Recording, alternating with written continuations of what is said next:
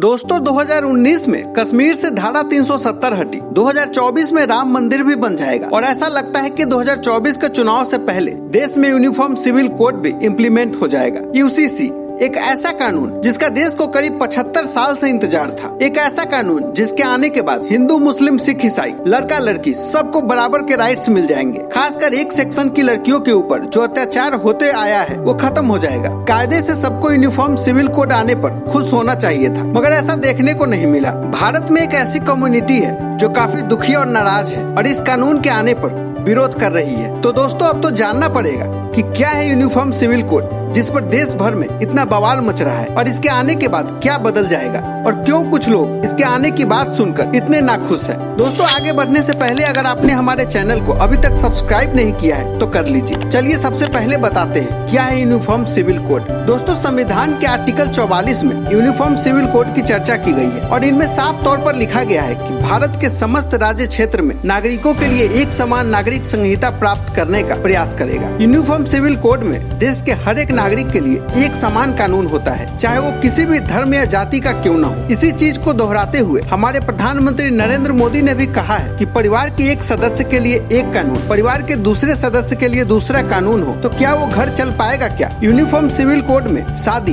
तलाक तथा जमीन जायदाद के बंटवारे आदि में सभी धर्मों के लिए एक ही कानून लागू होता है। अभी देश में जो स्थिति है उसमें सभी धर्मों के लिए अलग अलग नियम है। संपत्ति, विवाह और तलाक के नियम हिंदुओं, मुस्लिम और ईसाइयों के लिए अलग अलग है। इस समय देश में कई धर्म के लोग विवाह, संपत्ति और गोद लेने आदि में अपने पर्सनल लॉ का पालन करते हैं। मुस्लिम, ईसाई और पारसी समुदाय का अपना अपना पर्सनल लॉ है, जबकि हिंदू सिविल लॉ के तहत हिंदू, सिख, जैन और बौद्ध आते हैं। दोस्तों बस इस चीज को हटाने के लिए यूनिफॉर्म सिविल लॉ लाने की बात की जा रही है। जैसे क्रिमिनल लॉ में कोई भी धर्म का आदमी चोरी करता है, मर्डर करता है तो उस पर आईपीसी की धारा के हिसाब से उसको सजा मिलती है। ठीक वैसे ही इस कानून के आने के बाद शादी, तलाक, गोद लेने में समान कानून आ जाएगा। अब दोस्तों जान लेते हैं क्यों किया जा रहा है यूसीसी का विरोध। दोस्तों जैसा कि हम सभी जानते हैं भारत एक ऐसा देश है जो कि अपनी कल्चरल डाइवर्सिटी के लिए जाना जाता है। ये कई धर्मों का घर है। हर एक के पास अपने अपने रीति रिवाज, परंपराएं और पर्सनल लॉ होते हैं। विमर्शकों का कहना है कि यूसीसी इस डाइवर्सिटी के साथ एक चुनौती प्रस्तुत करता है, क्योंकि इसका उद्देश्य व्यक्तिगत धार्मिक कानूनों को सभी नागरिकों के लिए एक ही संविधान लागू करके बदलना है। विमर्शकों का विचार है कि ऐसा कदम देश के कल्चरल थ्रेड को कमजोर कर सकता है और नागरिकों की रिलीजियस फ्रीडम पर रोक लगा सकता है। यूसीसी के विरोधियों द्वारा उठाए गए मुख्य चिंताओं में से एक माइनॉरिटी समुदाय पर पोटेंशियल प्रभाव है। व्यक्तिगत कानून इन समुदायों की